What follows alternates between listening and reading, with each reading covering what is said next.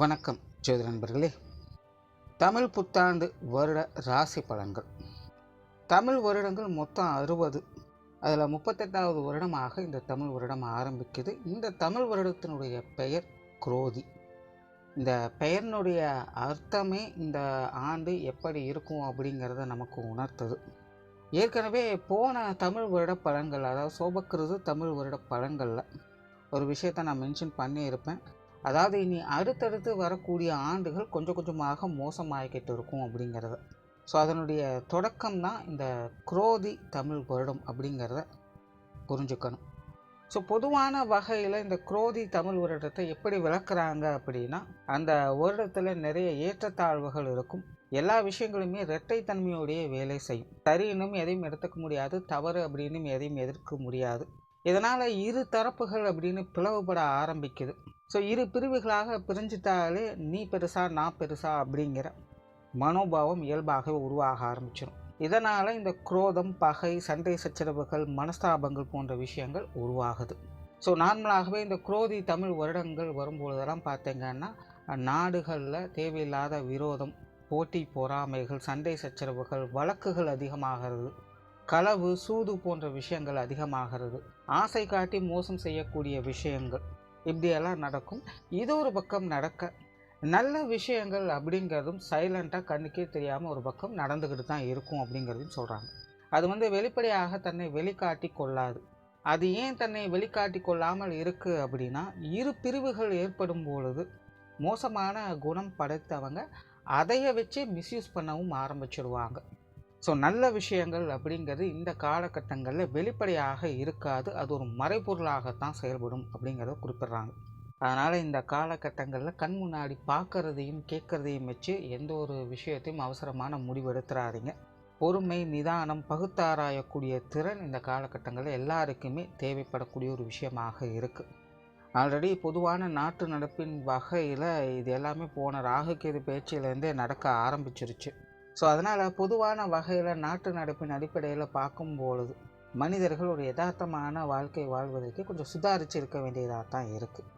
சரி, இந்த குரோதி வருடத்தில் இந்த கிரகங்களுடைய அமைப்புகள் அப்படின்னு பார்க்கும்பொழுது மாத கிரகங்களுடைய பயிற்சிகள் அப்படிங்கிறது வழக்கம் போல் இருக்கும். அதில் பெருசாக மாற்றங்கள் எதுவும் இருக்காது. பட் வருட கிரகங்கள் அப்படின்னு பார்க்கும்பொழுது குரு பயிற்சி மட்டும்தான் இருக்குது. 2024 மே மாதம் மேசராசியிலிருந்து ரிஷபராசிக்கு குரு பயிற்சி ஆகும். ஸோ வருட கிரகங்களுடைய பயிற்சி அப்படின்னு பார்க்கும்பொழுது குரு பயிற்சி மட்டும்தான் இருக்குது.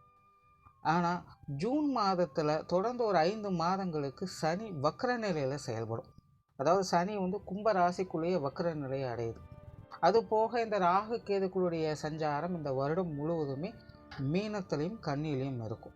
ஸோ இந்த அமைப்புகள் தான் ஒவ்வொரு ராசிகளுக்கும் ஒவ்வொரு விதமான மாற்றங்களை ஏற்படுத்தும். அது என்ன அப்படிங்கிறத நீ மேற்கொண்டு பார்க்கலாம். கும்பம். கும்பராசிக்கு இந்த குரோதி தமிழ் வருடம் முழுக்க ஒரு கலவையான வருடமாக இருக்கும். காரணம், கும்பராசிக்கு இந்த வருட கிரகங்களுடைய அமைப்புகள் முழுமையாக செயல்பட்டுக்கிட்டு இருக்கும். அதுவும் எப்படின்னா, கிரக அமைப்புகளின் படியும் சரி, ஸ்தான பலங்களின் அடிப்படையிலும் சரி, அந்தந்த கிரகங்கள் சரியான வகையில் வேலை செஞ்சுக்கிட்டு வருது. ஸோ கும்பராசிக்காரங்களுக்கு இந்த வருடம் முழுவதுமே நற்பலன்களும் இருக்கும், அதற்கேற்ற அளவுக்கு தீய பலன்களும் உடன் இருக்கத்தான் செய்யும். ஆல்ரெடி கும்பராசிக்காரங்களுக்கு 7 சனி ஆரம்பித்து இப்போ ஜென்மச்சனி அப்படிங்கிறது நடந்துக்கிட்டு இருக்கும். ஸோ நிறைய பேருக்கு அது ஒரு மாதிரியான கலக்கம் இருந்துக்கிட்டு தான் இருக்கும். பட் இந்த வருடம் பார்த்திங்கன்னா கிரக அமைப்புகள் உங்களுக்கு அந்த அளவுக்கு மோசமாக இல்லை அப்படின்னு தான் சொல்லணும். பட் அதுக்காக கேர்லெஸ்ஸாக இருந்தோம் அப்படின்னா அது சிக்கல். ஏன்னா ஒரு பக்கம் சுப கிரகங்கள் ஸ்தானமான நிலையிலிருந்து சாதகமாக செயல்பட்டுக்கிட்டு இருக்குது. இன்னொரு பக்கம் அசுப கிரகம் அதற்கு உண்டான வேலையை இங்கே செஞ்சுக்கிட்டு தான் இருக்குது. அது முழுவதுமாக விலகலை. குறிப்பாக சொல்லணும்னா குரு 4ஆம் இடத்துல எப்போவுமே ஸ்ட்ராங்காக வேலை செய்யும். இப்போ இந்த வருடம் குரு பயிற்சியானது கும்பராசிக்கு 4ஆம் இடத்துல தான் வரும். கிரகங்கள் வகையில் குரு முழு சுப கிரகமாக இருக்குது. இது கும்பராசிக்கு முழுக்க ஒரு பாசிட்டிவான அமைப்பை கொடுக்குது. பட் அதுக்கு அப்படியே ஆப்போசிட் பார்த்திங்கன்னா சனி. ஒரு வகையில் சனி கும்பராசிக்கு ராசி அதிபதி இருந்த போதிலும் கிரகாதிபத்திய வகையில் பார்க்கும்பொழுது சனி நெகட்டிவ் கிரகம் தான்.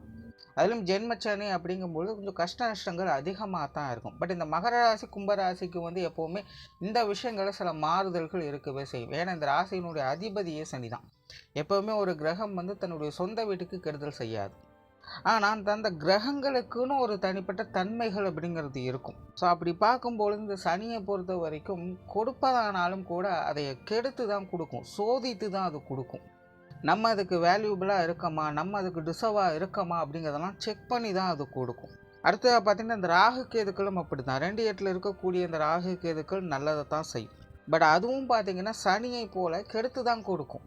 ஸோ இங்கே எல்லா கிரகங்களும் இண்டிகேட் பண்ணுறது ஒரே விஷயம்தான். கஷ்ட நஷ்டங்கள் அப்படிங்கிறது ஒரு பக்கம் இருக்க செய்யுது. பட் அதுக்கேற்ற அளவு நன்மைகளும் இருக்கத்தான் செய்யுது. குறிப்பாக குருவினுடைய அமைப்பும் சரி, குருவினுடைய பார்வையும் சரி கும்பராசிக்கு கொஞ்சம் நல்ல முறையில் வேலை செய்யும். இதை பற்றி ஏற்கனவே ஆத்ம பலம் பெறும் கும்பராசி அப்படின்னு தனியாக வீடியோ போட்டிருக்கேன். அதில் செக் பண்ணி பாருங்கள். எல்லா விஷயங்களும் எப்படி அப்படிங்கிறத கிளியராக சொல்லியிருப்பேன். ஸோ பொதுவாகவே இந்த குரோதி தமிழ் வருடமானது கும்பராசியை பொறுத்த வரைக்கும் கிரகங்களுடைய ஆதிக்கம் முழுமையாக கிடைக்கப்பெறுது. அதனால் கும்பராசிக்காரங்களுடைய வாழ்க்கையில் சில மறக்க முடியாத நிகழ்வுகளை பார்க்க முடியும். ஈவன் அது பாசிட்டிவாகவும் இருக்கலாம், இல்லை நெகட்டிவாகவும் இருக்கலாம். இந்த பாசிட்டிவ் நெகட்டிவ் அப்படிங்கிறது எதை சார்ந்ததுன்னா அவங்களுடைய சுய ஜாதகம் சார்ந்தது தான். ஏன்னா சுய ஜாதகம் தான் அவங்களுக்கு என்ன கிடைக்கும் அப்படிங்கிறத முடிவு பண்ணும். கோச்சார அமைப்புகள் அப்படிங்கிறது காலநிலைகள் மாற்றத்தை தான் சொல்லும், எப்படி இருக்குது அப்படிங்கிறத முடிவு பண்ணும். ஆனால் அதற்கு உண்டான பலன்களை டிசைட் பண்ணுறது அப்படிங்கிறது அவங்களுடைய சுய ஜாதகம் தான். ஸோ சுய ஜாதகத்தில் கிரக அமைப்புகள் உங்களுக்கு சப்போர்ட் பண்ணும் பட்சத்தில் இந்த வருடம் மறக்க முடியாத நல்ல நிகழ்வுகளை பார்க்க முடியும். பட் அதுவே நெகட்டிவ் கிரகங்கள் ஆதிக்கம் அதிகமாக இருந்தது அப்படின்னா மறக்க முடியாத கெட்ட நிகழ்வுகளை உண்டு பண்ணும். பட் எதுவாக இருந்தாலும் கும்பராசியை பொறுத்த வரைக்கும் இதுவும் கடந்து போகும் அப்படிங்கிற நிலைகளில் தான் இந்த வருடம் இருக்கும். ஸோ கும்பராசியை பொறுத்த வரைக்கும் இந்த வருடம் அப்படிங்கிறது மறக்க முடியாத ஒரு நிகழ்வுகளை ஏற்படுத்தும். பட் அதுவே கடைசி வரைக்கும் இருக்கும் அப்படிங்கிறது கிடையாது. நல்லதுக்கும் சரி, கெட்டதுக்கும் சரி. ஸோ அதை தான் ஆரம்பத்தில் சொன்னோம். கும்பராசிக்கு இந்த வருடம் முழுவதுமே ஒரு கலவையான பலன்கள் அதிகமாக இருக்கும். அதனால் கும்பராசிக்காரங்க உங்களுடைய சூழ்நிலை சந்தர்ப்பங்கள்லாம் எப்படி இருக்குது அப்படிங்கிறத கவனித்து செயல்படுங்க. எல்லாரும் உங்கள்கிட்ட எப்படி நடந்துக்கிறாங்க, எப்படி பேசுகிறாங்க, எப்படி பழகிறாங்க, உங்களை சுற்றி என்ன மாதிரியான விஷயங்கள் நடக்குது அப்படிங்கிறத அப்சர்வ் பண்ணுங்க. நீங்களாக அவசரப்பட்டு எதுவும் வாலண்டியராக போய் தலையிடாதீங்க. ஈவன் அதை பற்றி உங்களுக்கு நல்லா தெரிஞ்சிருந்தாலும் கூட மற்றவங்களாக எதையும் கேட்காம நீங்களாக போய் எதையும் செய்யாதீங்க. நீங்கள் உங்களுக்கு தேவையானதை செய்து கொண்டு அமைதியாக இருந்தாலே அதுவே ஒரு சிறப்பான விஷயமாகத்தான் இந்த வருடம் இருக்கும்.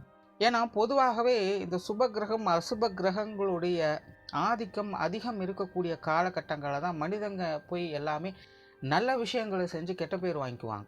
பொதுவாக நம்மளுடைய லைஃப்பில் சிலரெல்லாம் பார்த்துருப்போம்.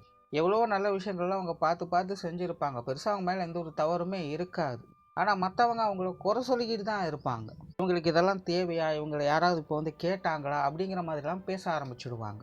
பட் அதை அவங்க செஞ்சது நல்ல விஷயமாகத்தான் இருக்கும். அது யார் கண்ணுக்குமே தெரியாது. ஸோ இந்த மாதிரியான சமாச்சாரங்களை எப்போ நடக்கும் அப்படின்னு பார்த்தீங்கன்னா இந்த மாதிரி கிரக அமைப்புகளும். ஏன்னா நல்ல கிரகம் வந்து நல்லதை செய்ய தூண்டும். பட் கெட்ட கிரகம் அந்த நல்லது மூலமாகவே கெட்டதையும் ஏற்படுத்திக்கிட்டு இருக்கும். ஸோ ஒரு நல்லதை செஞ்சும் மற்றவங்க பேச்சுக்கும் ஏச்சுக்கும் ஆளாவாங்க. ஸோ கும்பராசிக்காரங்களுக்கும் இப்போ அதே நிலை தான். ஸோ மற்றவங்களாக கேட்காத வரைக்கும், மற்றவங்களாக புரிஞ்சிக்காத வரைக்கும் நீங்களும் வாலண்டியராக போய் எதுலையும் தலையிடாதீங்க. அது எவ்வளோ பெரிய விஷயமாக இருந்தாலும் சரி, இல்லை யாராக இருந்தாலும் சரி. தேவையில்லாத சங்கடங்களை தவிர்த்துட்டாலே இந்த வருடம் ஒரு முன்னேற்றம் தரக்கூடிய வருடமாக இருக்கும். ஏன்னா சம்மந்தமே இல்லாமல், தேவையே இல்லாமல் மற்றவங்களுக்காக உங்களுடைய டைமை வேஸ்ட் பண்ணுறதை விட உங்களுக்காக உங்களுடைய டைமை நீங்கள் செலவு பண்ணலாம். பட் இதெல்லாம் சொல்கிறதுக்கும் கேட்குறதுக்கும் நல்லா இருந்தாலும் கூட நிதர்சனத்தில் இதை கடைபிடிக்கிறது அப்படிங்கிறது ரொம்ப ரொம்ப கஷ்டம். என்னதான் நம்ம சுதாரித்து இருந்தாலும் கூட கிரகங்கள் விடாது, ஏதாவது ஒரு வகையில் மற்றவங்களுடைய விஷயங்களை தலையிட வைக்கும்.